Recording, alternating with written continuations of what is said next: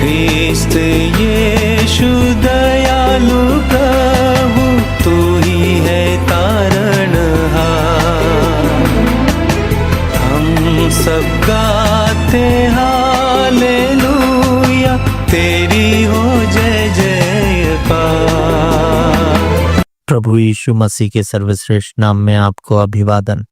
पवित्र शास्त्र बाइबल में याशाया की पुस्तक के 53वें अध्याय के 10वें वचन में इस प्रकार लिखा है, तो अभी यहोवा को यही भाया कि उसे कुचले, उसी ने उसको रोगी कर दिया।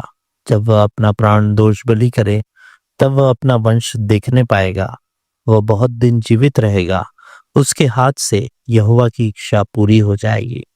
प्रभु यीशु मसीह का क्रूस पर दुख उठाना और मरना कोई आकस्मिक घटना नहीं थी।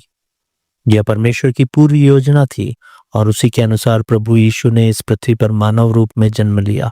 उस समय गवाही दी गई, क्योंकि परमेश्वर ने जगत से ऐसा प्रेम रखा कि उसने अपना इकलौता पुत्र दे दिया, ताकि जो कोई उस पर विश्वास करे वह नाश न हो, परंतु अनंत जीवन पाए। उसने उसे इसीलिए भेजा कि वह मनुष्यों के पापों के प्रायश्चित के लिए दुख उठाए और मृत्यु को सहे।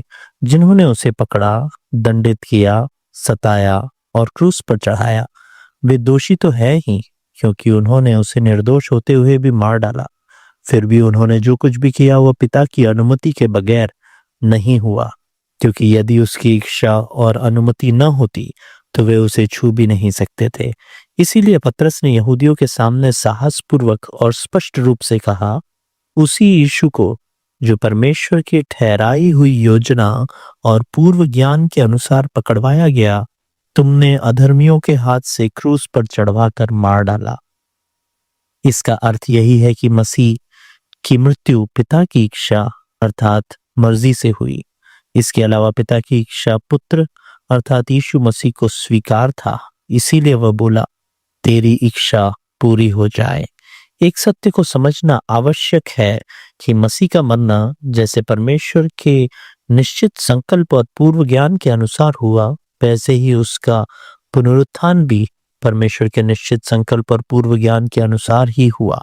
हमारी आपके लिए परमेश्वर के चरणों में प्रार्थना है कि आप इस सत्य को स्वीकार करें, परमेश्वर की योजना को समझें और पश्चाताप पूर्वक प्रभु यीशु को अपना उद्धारकर्ता और जीवन का प्रभु स्वीकार करें।